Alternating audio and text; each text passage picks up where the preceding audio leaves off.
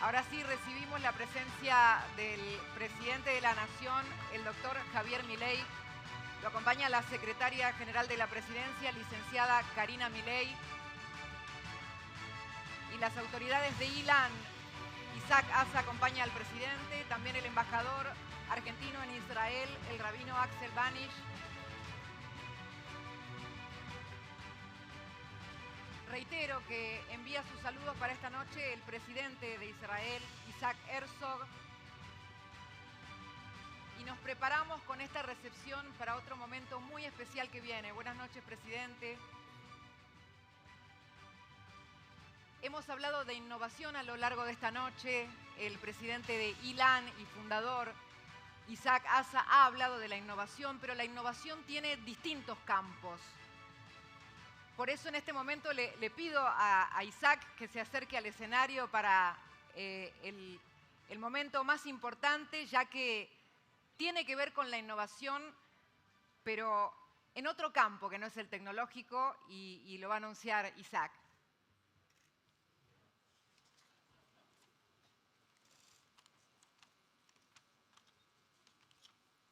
Muchas gracias. Antes que nada, presidente Milei, Karina, muchísimas gracias por acompañarnos. Hoy nos enorgullece dar nuestro primer premio de innovación política. Es un gran honor para mí entregar este reconocimiento a una persona comprometida con la innovación y el progreso de este país. Una persona que se dio cuenta que era necesario cambiar la forma de hacer las cosas, desafiando el status quo y generando una gran esperanza de cambio. El presidente de la República, Javier Milei.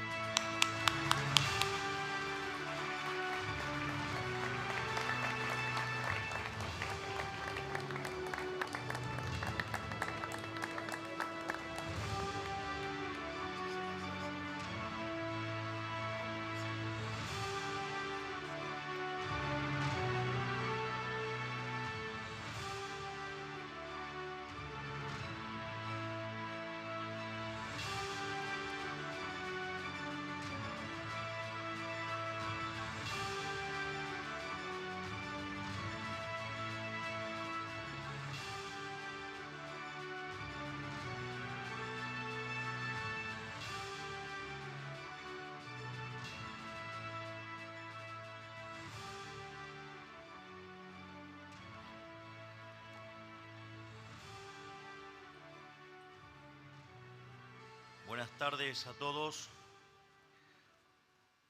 Quiero agradecer a las autoridades integrantes de Ilan, en particular a su presidente Isaac Asa, y felicitarlos por el lanzamiento oficial de esta casa en la Argentina.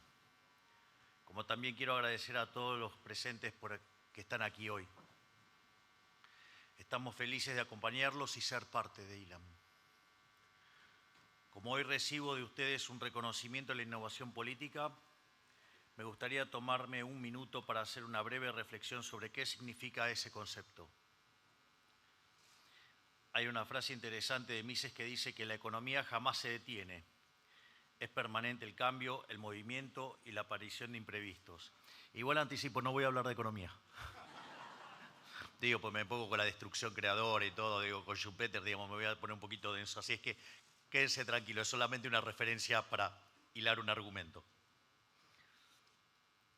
De alguna forma, esta frase indica que si la realidad está en un proceso constante de cambio, la innovación no es tanto una elección, sino una obligación. Porque no poder adaptarse a una realidad en movimiento y aferrarse a dogmas que no se condicen con esa realidad es indefectiblemente el camino de la derrota. Hay que ser firmes en las convicciones, pero inteligente para traducir esas convicciones a una realidad cambiante. Porque si no innovás, la realidad te lleva puesto. Es decir, quiero remarcar esto. Hay que ser firme en las convicciones. Ser firme en las convicciones es, digo, nosotros esto lo padecemos todos los días porque todos los días estamos tomando decisiones. Y uno tiene que tener un norte. Uno fija un norte, uno busca ese norte, pero la realidad no es un movimiento rectilíneo uniforme. Entonces uno tiene que avanzar hacia esa realidad a la cual está buscando. Y obviamente no es un camino llano, fácil y demás. Es decir, hay obstáculos, algunos se los puede saltar, algunos se los esquiva. Y les voy a decir algo, cada vez que ustedes están esquivando algún obstáculo, alguien los va a criticar. No solo eso, sino que no solo que los van a criticar, va a haber otros que además les van a disparar. Pero también es parte del desafío que uno enfrenta.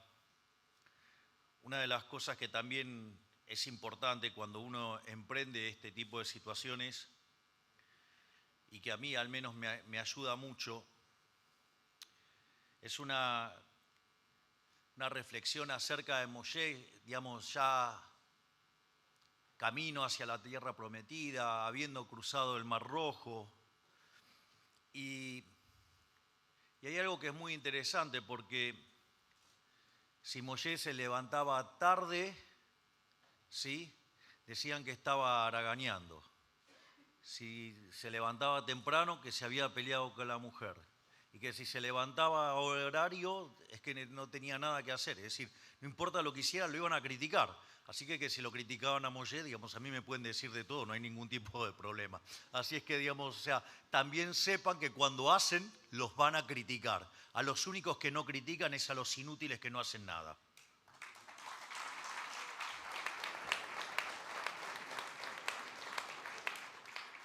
Entonces, por eso quiero volver a señalar y subrayar este párrafo que dice: hay que ser firme en las convicciones, pero inteligente para traducir esas convicciones a una realidad cambiante, porque si no se innova, la realidad lo va a llevar puesto. Esa es la realidad.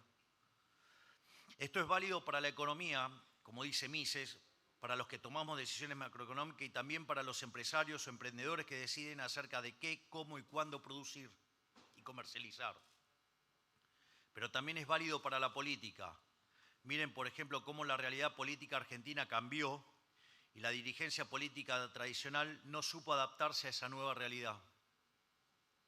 Desde que decidí hacer política hace ya 4 años, he insistido con una idea con la que creo que mucha gente se ha identificado, que es que la que no podemos esperar resultados distintos si hacemos siempre lo mismo.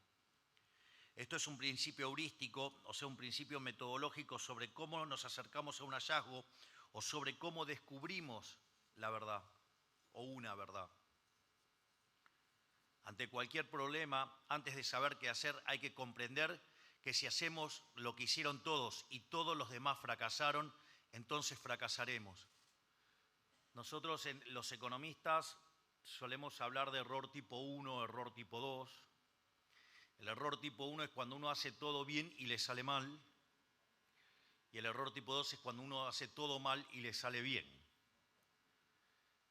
Eso es bastante interesante como metodología, como forma de ser autocrítico, porque aun cuando puede salir bien, puede ser una casualidad. Si quieren, el mejor canto al error tipo 2 fue el kirchnerismo. O sea, y la verdad es que cada vez que reinsisten en la receta, lo único que nos hacen es cada vez más daño y cada vez nos hunden más. Por eso también es interesante cuando uno está tratando de arreglar el desastre que causaron, que vengan y critiquen, porque la verdad, digamos, o sea, justamente queremos hacer todo lo contrario porque ustedes hundieron todo y tuvieron una racha de 4 años de suerte por el error tipo 2. Entonces uno no puede estar apostando al error tipo 2, es decir, de hacer todo mal y que les salga bien. Por eso repito, no podemos esperar resultados distintos haciendo lo mismo de siempre. Este principio creo que está en la base de la innovación política que nosotros hemos introducido en los últimos años. Descubrimos que es cierto para la práctica política, porque haciendo lo contrario o lo que hacían todos, digamos, llegamos a la presidencia haciendo todo lo contrario. Hicimos todo lo contrario, digamos, todo lo que el manual recomendaba en el formato convencional argentino, hicimos todo lo contrario. ¿Y qué decían? Que no íbamos a llegar. Bueno, no la vieron. Todavía siguen sin verla, pero bueno, algunos. Y lo hicimos a pesar de no contar con los recursos con los que contaban todos los demás candidatos y en contra de los que recomendaban todos los analistas, consultores y dinosaurios que escriben columnas en periódicos vetustos, que nunca ganaron nada en su vida, pero creen que su palabra vale oro. Es decir, al margen, digamos, ustedes saben que el oráculo de Delfos daba consejo, pero no tomaba decisiones, que es un paso un poquitito distinto también. Es decir, digamos, en la tribuna son todos grandes técnicos. Pero no solo adoptamos esa lógica innovadora para la campaña, sino que también confiamos en que era el enfoque correcto para la conducción del país, para encontrar las soluciones a los problemas que nos castigan como nación desde ya hace demasiado tiempo. Porque en todo tiempo la dirigencia política cambió de cocinero, pero siguió siempre utilizando la misma receta del fracaso para gobernar. Y así no fue, es decir, fue una diferencia de modales. Es decir, muchos del círculo rojo analógico precámbrico, que afortunadamente no los acompaña la audiencia, no los acompaña el rating, es decir, y motivo por el cual están súper enojados, y además que son los grandes pifiadores y que, digamos, o sea, están todo el tiempo, digamos, criticando, porque claro, digamos, pronosticaron que yo tenía que perder aún frente a Massa, supuestamente los de un determinado lado. Y no se daban cuenta que de lo único que estaban haciendo era hablar de la misma receta, pero con distintos modales. De hecho, promueven la misma receta, pero lo que creen que el problema son los modales. Y eso, digamos, también muestran de lo básico, rudimentario y precámbricos que son, porque no se dan cuenta que lo que cambió verdaderamente es el concepto. Es decir, Argentina se hunde porque hace 100 años que abrazó continuamente dosis crecientes de socialismo. Y acá, digamos, o sea, volvimos a abrazar las ideas de la libertad. Es más, hasta es muy, no sé, a veces entre irritante o cómico. Digo, gente que me critica, digamos, no estás haciendo liberalismo, y ni siquiera, digamos, entienden las ideas, porque si las entendieran serían liberales, pero no lo son porque justamente no las entienden. Entonces me critican, digo, lo que hago no hago, y ni siquiera entienden de lo que se está hablando.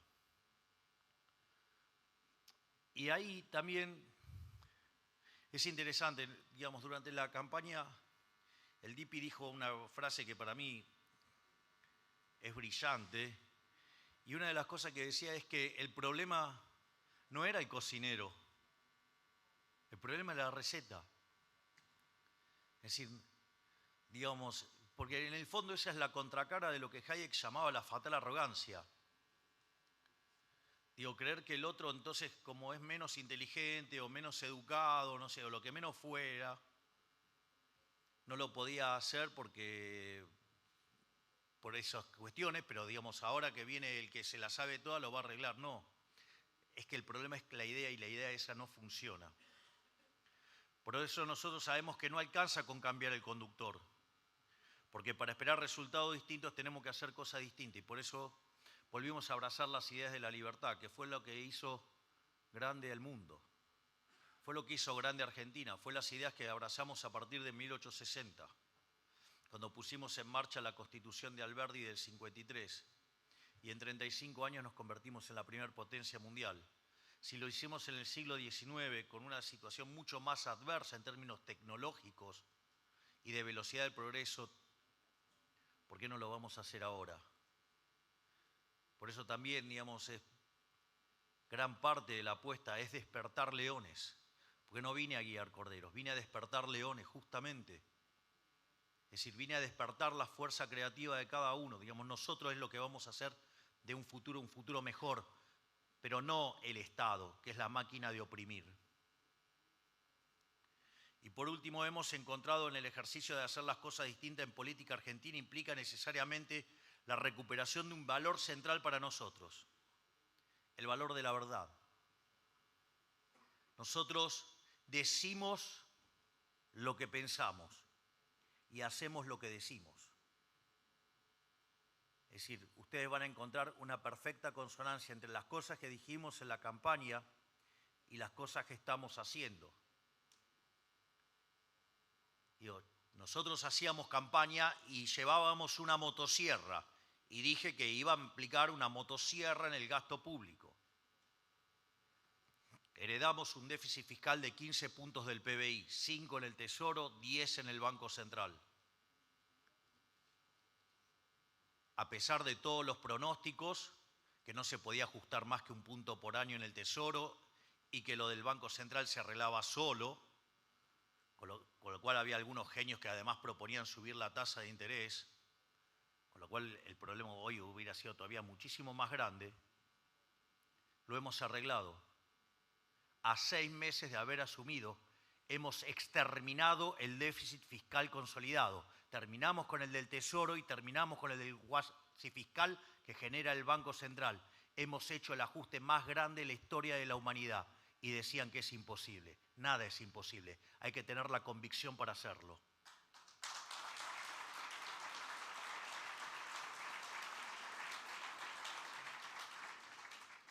Es más, cuando la mayoría especula, cuando la mayoría se acostumbró a la mentira, cuando la mayoría elige la especulación sobre la verdad, cuando la mayoría hace la vista gorda ante cosas que están mal. Lo dije en el discurso en el Congreso Judío Latinoamericano, lo repito ahora. Cuando los que están del lado del bien no se manifiestan en favor del bien, trabajan para el mal. Los que se mantienen neutrales trabajan para el mal. Se está del lado de la verdad o el lado de la mentira. Se está del lado de la paz o se está del lado de la guerra. Se está del lado de la libertad o se está del lado de la esclavitud. No hay medias tintas, no hay medias tintas. Y mantener posiciones neutrales lo único que favorece es a los delincuentes. Por lo tanto, con los delincuentes hasta el hueso.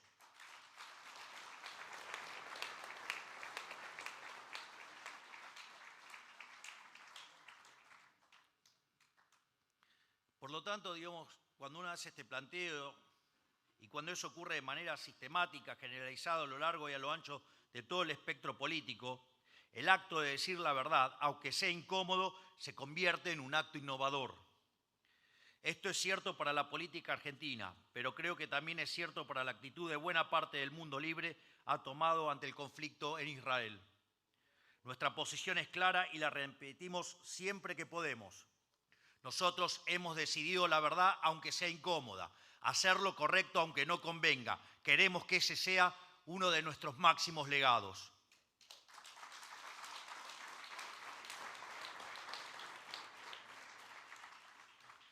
Para cerrar, quiero volver a agradecerle a Ilan el reconocimiento y la posibilidad de compartir este momento con ustedes y dejarles un mensaje de esperanza.